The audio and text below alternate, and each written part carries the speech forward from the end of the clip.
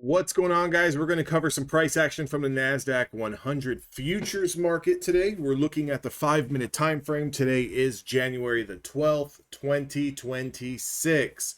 Market was red hot today, literally right out of the gates. I mean, big, humongous candle, literally right off the New York Open. We're looking at a 116-point candle. Now, very, very hard to guess that the market was just going to automatically shoot up. We've seen it happen where market goes up 20, 30 points extremely quickly. In the blink of an eye, it's down 50, right? So with that being said, what I want to show you guys here is how, and I spoke about this on the previous video, but if you start to utilize these linear regressions, okay, so this blue line that you're looking at down here at the bottom of the screen, this is the bottom of the channel. So this is your linear regression channel 50. I do all of my charting for futures prop firms on Thinkorswim. I have a long-term portfolio with ETFs and stocks that I hold long-term. I day trade options. So it's only fitting for me to just continue to do all of my charting on the Thinkorswim platform. They offer the feature with the linear regression channel 50. You can see that this bottom line here is always going to act as a very, very strong level of support. So think of it as the bottom linear regression on whatever time frame that you're trading is going to be the strongest level of support that you have. The midline is like the average. Okay, so you can compare that to, let's say, something like the 20 simple moving average, the 50 simple moving average. You can compare it to the VWAP, would be the best kind of, the best example I can use.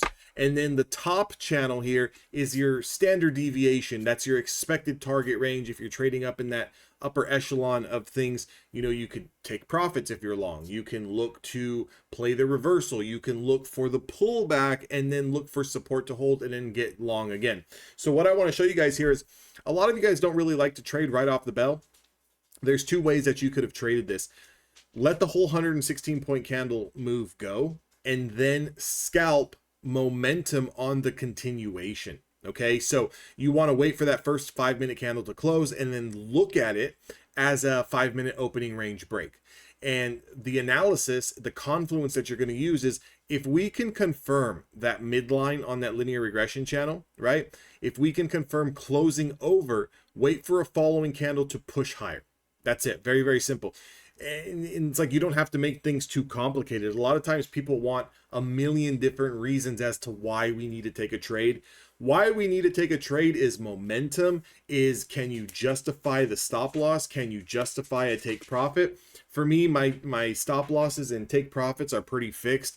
I generally risk about 20 points. Sometimes if I can, manage, I like to risk a lot less than that, but I look for typically 10-15 points to the upside. So if I get into a move like this, I'm looking for 10 points very quickly. If I'm trading multiple contracts, immediately I'm scaling out of half of those positions at 10 points, and then I try to hold that last 1 or 2 remaining contracts, see if I can squeeze out another 2, 3, 4, 5 points. Now realistically, if gun to the back of my head, closing my eyes, it looks like we should have just got long literally at the New York Open and then just sold at the New York close, right?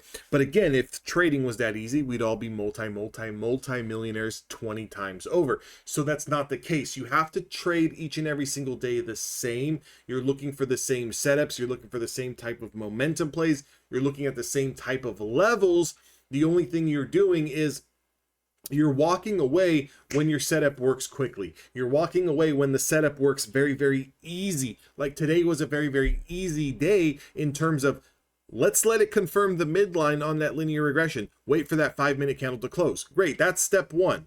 That high price was 25,860. Okay, as soon as that's done, we are telling ourselves, if we can confirm 860, I want you to go long. I want you to go long. So when you're going long, you can then look to the high price of 25,889. So if you look at 860 to 889, you're talking about almost 30 points to the upside in a matter of 1 5-minute candle. Now, how can you use a stop loss? Well, you can trail it with a 5 simple moving average.